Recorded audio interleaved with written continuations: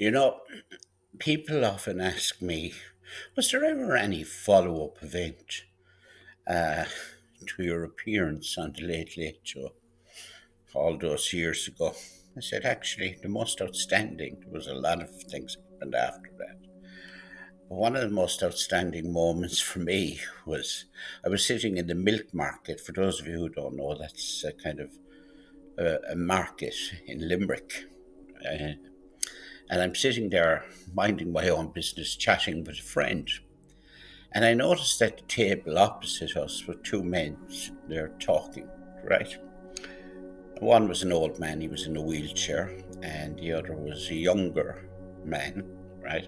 And they were talking, and I looked on the table for no reason, just saw a book on the table. And I leaned forward and I looked at the book, and I said, wait a minute, what is that? And I said to the old man, any chance I could have a look at that? Because the cover, the author's name was McCourt. So I picked it up, and he said, yeah, we'll look away. And I read a bit of it, and I was quite impressed. I thought, this is beautifully written. And I looked at the man and said, God, that's a well written book. And the man looked at me and said, do you think so? I said, absolutely, beautiful, beautiful. I said, where did you buy it? Because I wanted to get a copy of it. I wanted to read it because it was speaking in glowing terms about Limerick. And the man said, well, it won't be published until next month. It's just a printer's copy I have. And I looked at the man and I went, oh. The younger man started laughing and said to the older man, do you know who that is? No, said the older man. Who are you? He says, are you somebody I should know? And I said, well,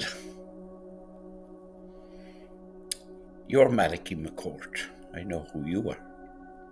And he said, I am, yes. I said, oh. I have to admit, I said, I wouldn't have been a great fan of your brother's book. I knew that in advance. To which he said, listen, my brother, Frank, would not be happy on Christmas morning if he were not miserable. What? Oh, he said he was the personification of misery. I said, okay, fair enough. I said, you don't know me at all? He said, no, not offhand. I'm sorry. What's your name? I said, well, I'll tell you my name if you promise that you don't pull out a gun and shoot me in the head. And he said, why would I do such a thing? I would never do such a thing. And I said, well, you might with me. He said, doubtful. Who are you? I said, I'll give you a clue, and we'll see, can you guess? And he looked rather mystified, and the other man who was sitting beside him was the composer of Riverdance, Bill Whelan, who's also a Limerick man. And Bill started laughing. He said, tell him who you are. I said, no, Bill. I'll give him a clue. See, can he? Let it go on. So I said, I'll give you a 2-word clue. And then I'm going to get up and I'm going to run from you if you get it first time. He said, okay. Tell me. I said, yellow jacket.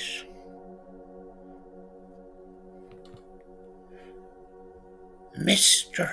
Hannan, Gerard Hannan, how are you? And he reached out and he actually leaned forward and hugged me. I was shocked. I was stunned. I was amazed. I went, you don't want to kill me. Now tell me this, he said. Why would I kill the man who defended my mother? And let me also tell you, I'm not alone in the McCourt family in that thinking. You've got to be joking me. Not at all, he said. Let me tell you something. Many, many moons ago, he said, we had a play, he said, in New York called A Couple of Blackguards. And he said, in the course of a performance, our mother Angela attended. And halfway through the performance, she jumped up out of the audience and shouted, "You're a liar! You're telling lies. You are a liar." True story.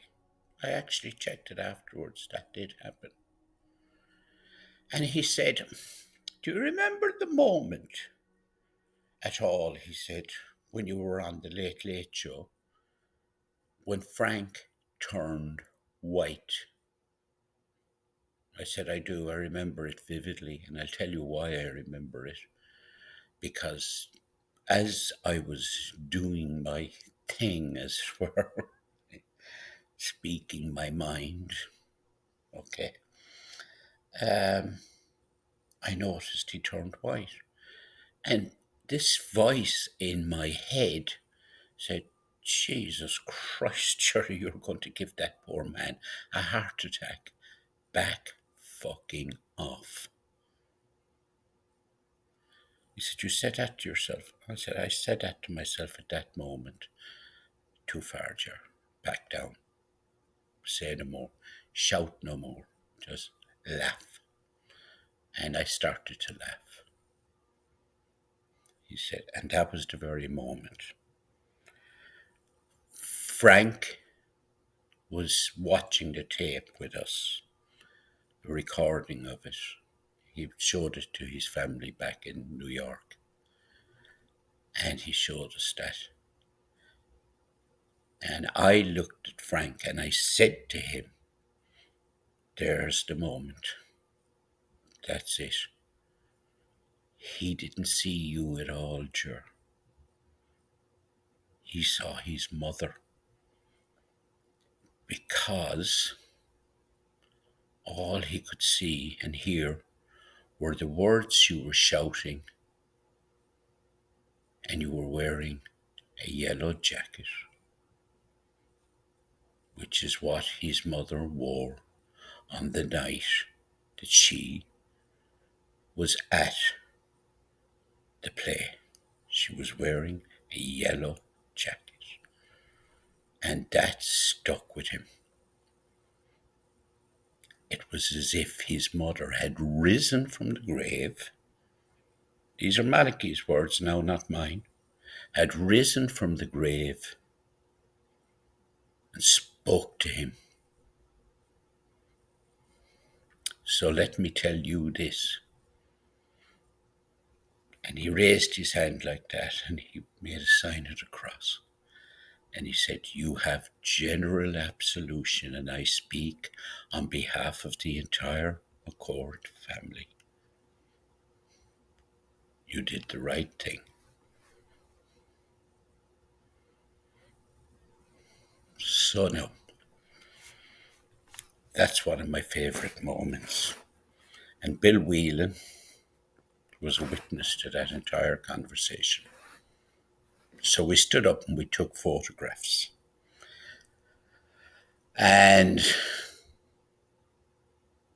we hugged. And he said, "You're a good man, Jerry Hannan. Fair play to you." And I left, and that was that. So now, that was the most interesting follow up. And that was the moment when I went, there's one decent family member in McCourt. Rest in peace.